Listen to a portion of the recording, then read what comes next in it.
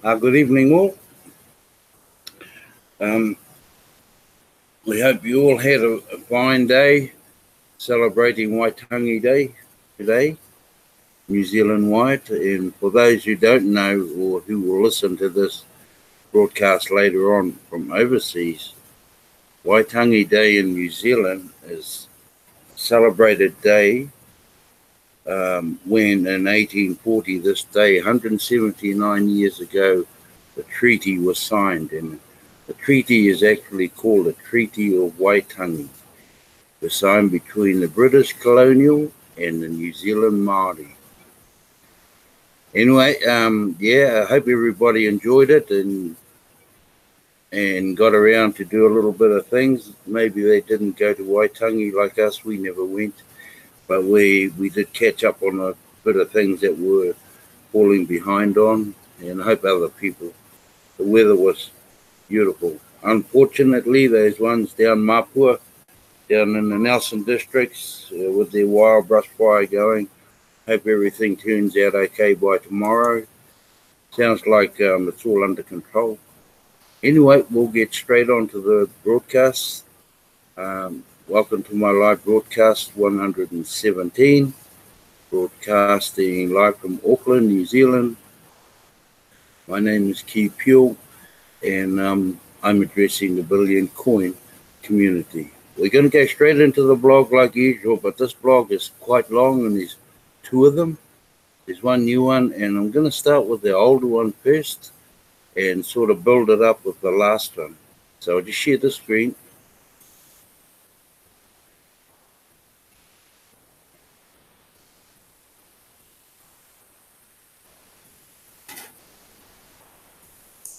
Okay, this one here, TBC, is not a currency with a mission. It is a mission with a currency.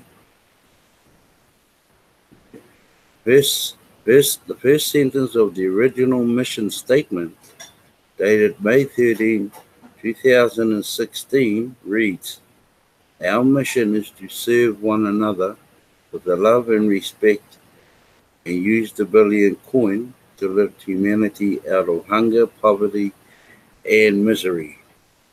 Love and respect is what we are all about, not greed.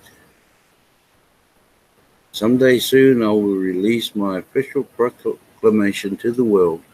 In it, it makes the point that there needs to be a separation of coin and state, much like some countries have a separation of church and state, and for many of the exact same reasons." Okay, what type of medium of exchange do you want? And just briefly going across these, ours are far superior to the elite, which is on the left-hand side, the elite, and TBC is on the right-hand side. Okay, scarcity is artificial. Come live a life of abundance. The real message of TBC doesn't always make it through the thick brainwashing most people in the world are under today. Almost everyone in the world is brainwashed to believe a certain way due to the propaganda of the ruling elite. They love it when the masses are filled with greed and fear. I've always said TBC is activism. Peaceful protest change the world for the betterment of humanity. To embrace the truth about the abundance of earth and that humanity can overcome poverty. TBC is not just an idea of how to end poverty, it is the means to end poverty globally. TBC is a self-funded movement. There are three phases to every successful movement. I too, like Martin Luther King Jr., have studied the works of Mahatma Gandhi concerning the development of a successful movement. Three phases to every successful movement are: number one, gather. Number 2, organize. And number 3, mobilize. These phases overlap each other in the process of building a movement. We have made gathering extremely easy by offering a valuable gift valued over 1 ounce of gold. We encourage self-appointed leadership to emerge from those that gather, and through our education and public notices, we show these leaders how to organize teams of members. Cookie rewards drives the desired action we want the whole TBC community to mobilize around. Doing transactions is only one of the things we want our members to do. It is very short-sighted to say that we are only about transaction. We are so much more than that. But here's the thing we have to deal with when it comes to people, especially poor people. Most people lack self-confidence. The elite would not have been this successful in beating down the masses to where they are today. They didn't strip most of the self-confidence out of humanity at large. The world is full of pretenders that want you to believe that they have self-confidence, but it is just a mask for these. There's a self-confidence crisis in the world today. How do I know that? I know because I've been there. There's a spectrum of colors showing the degrees of self-confidence. I can easily recognize in others what I once found within myself. I started at the very bottom, way below average. As a child, I wondered if my father was disgusted with me. He would constantly ask me if I wanted him to throw me a pity party. He'd say, "Do you want a pity party?" That question didn't exactly help me to gain more self-confidence. I just thought my dad was mean. Within my elementary education, we learned about self-worth and about self-image. That's when I discovered my great weaknesses. It held me back in so many ways, and I just felt foolish most of the time. But I did come to the realization that I possessed the power to overcome this weakness, that I could turn this weakness into my strength once I overcame it. It took decades to arrive at a healthy state of confidence. Overcompensation into arrogance was part of the cycle I had to go through to see that only through genuine humility can one arrive at a true healthy self-confidence. So I will dedicate many 2019 articles to the subject of self-confidence, pass along the treasures of knowledge I've learned on the subject. I've been through it all, having started at the very bottom, way below average. To be an effective millionaire or billionaire, you will need to gain a healthy state of self-confidence. You will have to deal with your inner truths. Masks will have to come on. Who has a better offer than TBC? We offer a gift to 1 billion people valued over 1 ounce of gold. Who can match that or do better? To a person that has self-confidence, this gift is the easiest thing in the world to give away. But to a person lacking self-confidence, it seems so hard to give this gift. Of course, they are afraid. Afraid people might think that they are trying to scam them with this gift.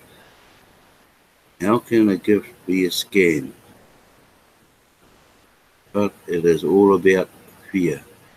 We have scripted out every word on how to give this gift away, but even still, those that lack self-confidence are afraid that they won't know what to say when a prospect asks a question. They overthink everything and end up in a state of paralysis or analysis. You can't make these people do anything. Turning off their send buttons would just make it worse.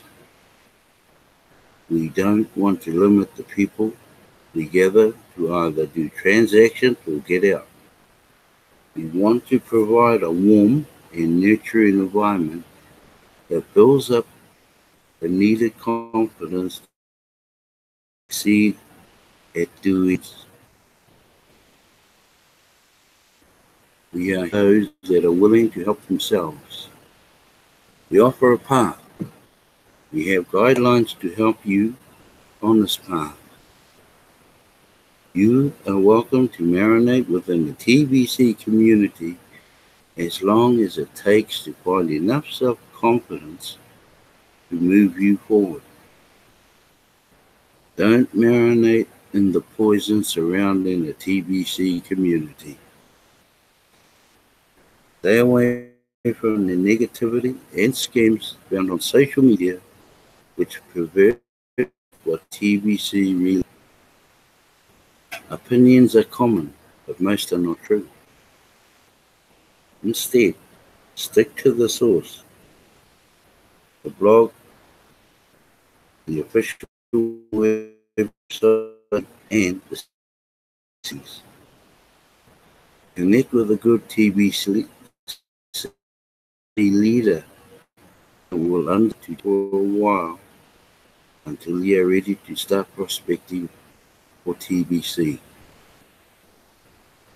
At the same time, don't pester this leader with endless questions. If you are not going to take action yet, to sit still, all the juices you can from the source of TBC.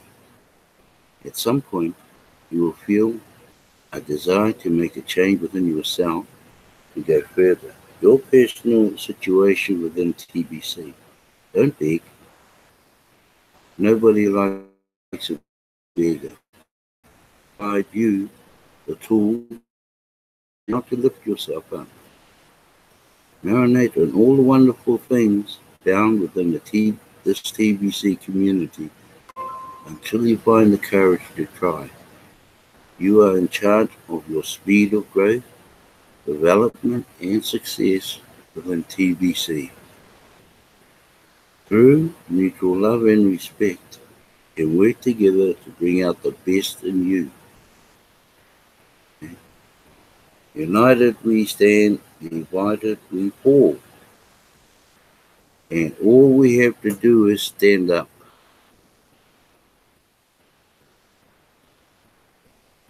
And their little game is over. Right, to the next one. This is a new blog. This one here. Why a one world government, new world order is a very bad idea for humanity.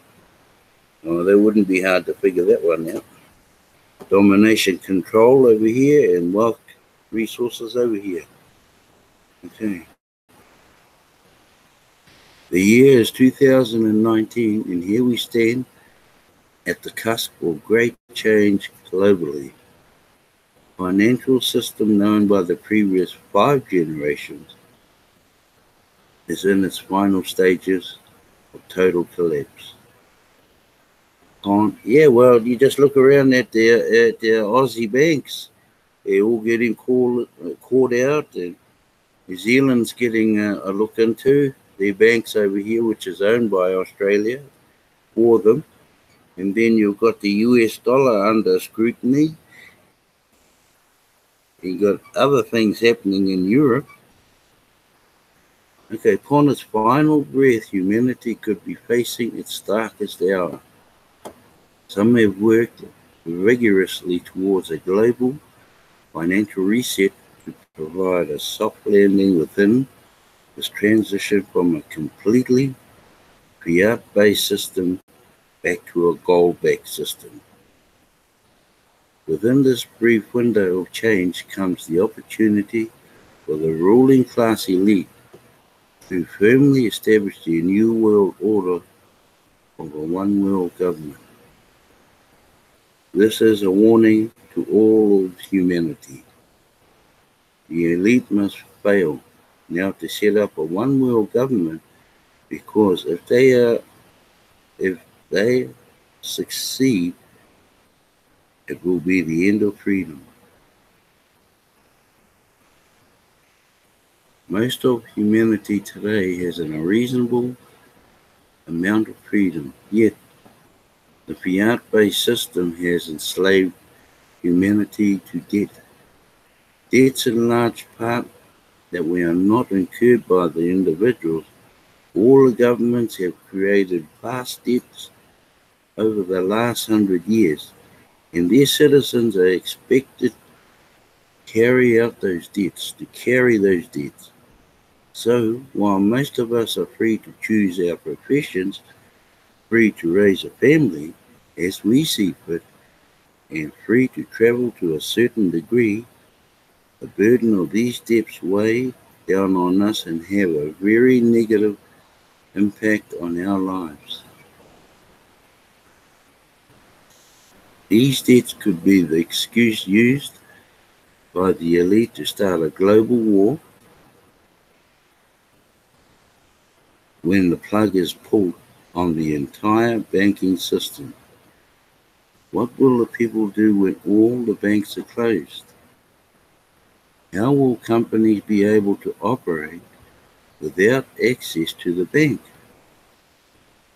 What happens when paper money suddenly becomes worthless? How long can humanity sustain itself in such a dark time? The elite have planned this scenario for a very long time, and they have planned to introduce a one world government as the solution. How would a one world government impact freedoms you enjoy today?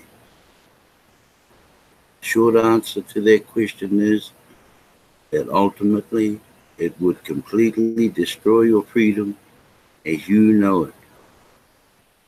It would lead to every aspect of your life being controlled by government, a government that puts its own interests above the rights of the individual, total slavery. Why? Why would a one world government lead total slavery? The answer is because of nature. The nature of a government is force. Governments are run by men, which are people. So what is the nature of man? Many things have changed over thousands of years, but the nature of man has remained the same. When it comes to man, power corrupts, and absolute power corrupts. Absolutely. That sums up the nature of man. The few that rule the world today do so in the shadows and therefore don't have complete and absolute power and control. They have great influence, but that is it. Power is broken and divided between many nations and people. There is ongoing conflict between these nations as they each struggle for greater power in the world. This is a necessary friction that allows freedom to survive. The more friction there is, the more freedom exists. Power struggles are very important. A one world government would be the end of the power struggle. We the people outnumber the few ruling class elite by at least 1,000,000 to 1. We do have the power to overcome the elite and their evil plans. Almost 250 years ago, a new kind of freedom was born when the American colonialists declared their independence from the Kingdom of Great Britain. These colonists won the Revolutionary War and set up a republic under a constitution. The constitution separated the powers of government into three branches which allowed friction to occur between these separate branches as each seeks greater power over the others. Before this kind of government was formed, most governments had total power over its people and ruled with an iron fist. Consider the known history the last 5,000 years.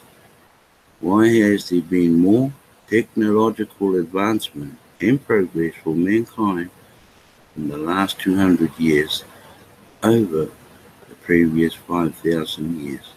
Simple. Freedom. Freedom has allowed mankind to advance in the ways that were inconceivable before. When government is busy fighting with itself, it allows the people to enjoy freedom. Constitutional type governments have spread all over the world ever since American Revolutionary War, and the result has been greater freedom. This is a much better world to live in today compared to 200 years ago and before. A one-world government would quickly return humanity to live under an iron fist of tyranny. Freedom would disappear from Earth. We all must resist the deception that is coming that a one-world government will solve all of the problems we face today. Yes, the current financial system is collapsing, and there are no guarantees that a global reset will result in a smooth landing for us in this transition. TBC offers an alternative. The faster we build to 1 billion members, the better, because the world is changing fast. An educated billion people working together to spread the message about the truth of abundance on Earth with a currency of its own is a real solution. A solution that should lead to even greater freedom.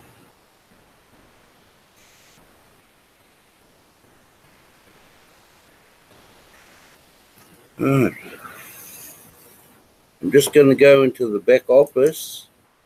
Hopefully it's not timed out, but as you see, we've got extras in the send button meetings. There's 2 extras in there, straight from the Cambodia down, Kabui and Telugu.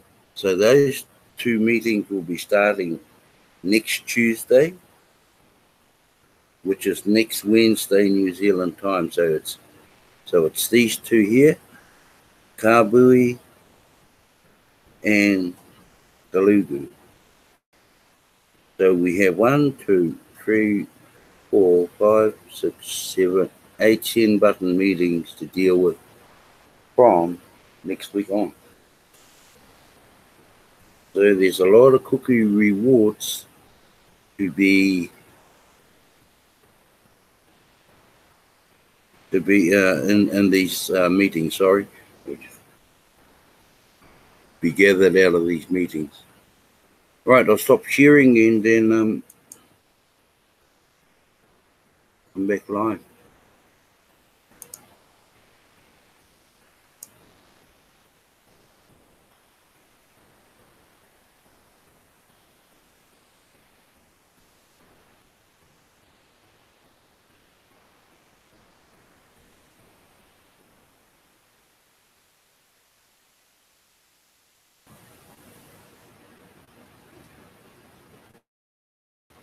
Yeah, just getting back to Waitangi Day. Hope everybody enjoyed their day. The weather was really hot again. No worries, no complaints. It's better than having the rain. Yeah, and television showed a lot of people around the country of New Zealand I'm talking about, all enjoying Waitangi Day. Plenty of kai out there, plenty of activities to do. So yeah, that was great. And 179 years, hell, we're still a young nation. Anyway, I'm gonna close off very soon. Oh wow. Okay, I'd like to thank Brother Reserve, Brother King, and my wife Rebecca is my moderator, and Sister Violet. Thank you all for sitting in there. And there's one other in there, whichever part of the world you're from. You're most welcome to join me this time every night of the week, except for a Saturday morning. So New Zealand time is 9 p.m. I don't know what time that is in your country, but yeah, it's NZDT time, 9 o'clock. Every night except for Saturday. So once again, thank you all. Good luck and God bless you all.